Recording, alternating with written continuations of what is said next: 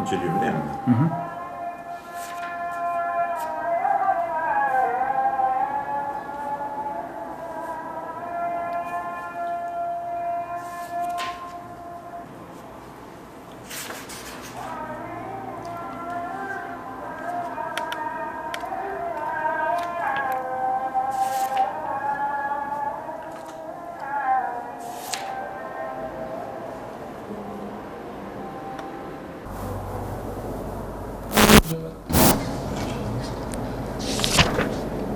...15 Temmuz 2016 yılında hayata geçirilmeye çalışılan ve Türkiye'nin bir daha yaşanmaması, Allah'tan böyle bir dua ile zikretmek isterim, bir daha yaşanmaması gereken çok tehlikeli bir yaptırım ile karşı karşıya kaldı.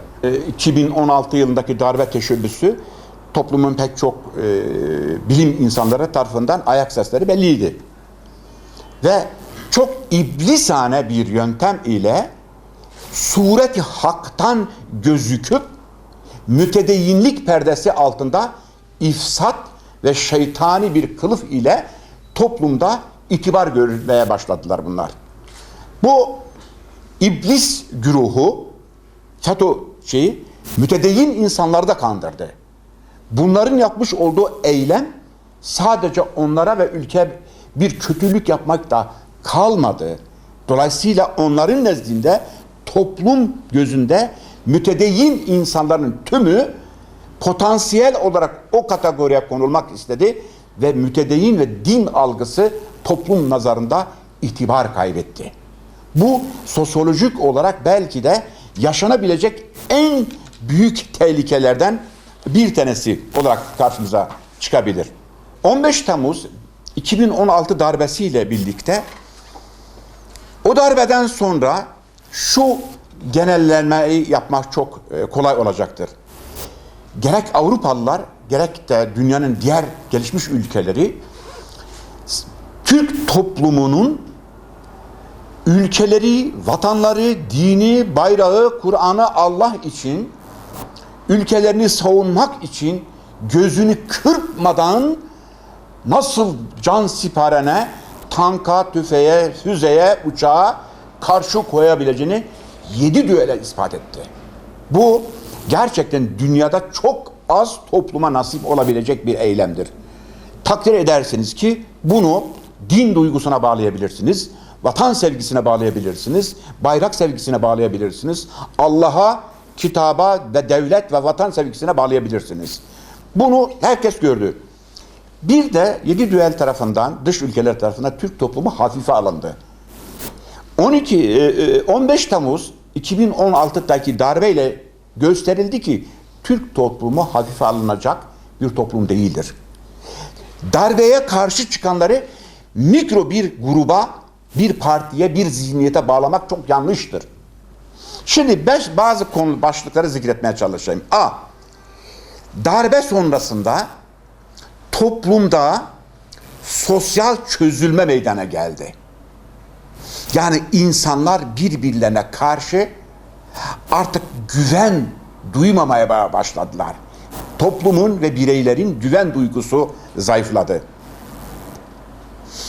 Bir başka başlık, dini hassasiyetler ehemmiyetini kaybetti. Toplum mütedeyyin ve dindar insanlara karşı biraz daha mesafeli durmaya başladı. Dolayısıyla bu zihniyetin İslam dinine yapmış olduğu en büyük kötülüklerden bir tanesi de budur. Halbuki din şu anda yaşamış olduğumuz çağın çok ötesinde, fakat Müslümanlar ve mütedeyyin insanlar çağın çok gerisindedir. Bu bağlamda bakarsanız bu dini duyguların sekülerleşmesiyle birlikte Machiavellist ahlak topluma hakim olmaya başladı. Ne demektir Machiavellist ahlak? Machiavellist ahlak şudur: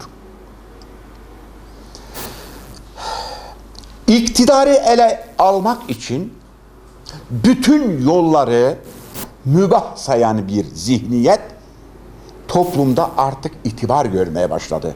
Bu da gelecekte toplumların tahrip, toplumların sosyolojik olarak çözülmesi için çok büyük bir tehlike arz ediyor. Halbuki insanları, toplumu ayakta tutan değerler vardır. Bu değerler maddi değerlerdir, manevi değerlerdir, ailedir ve buna benzer normlardır.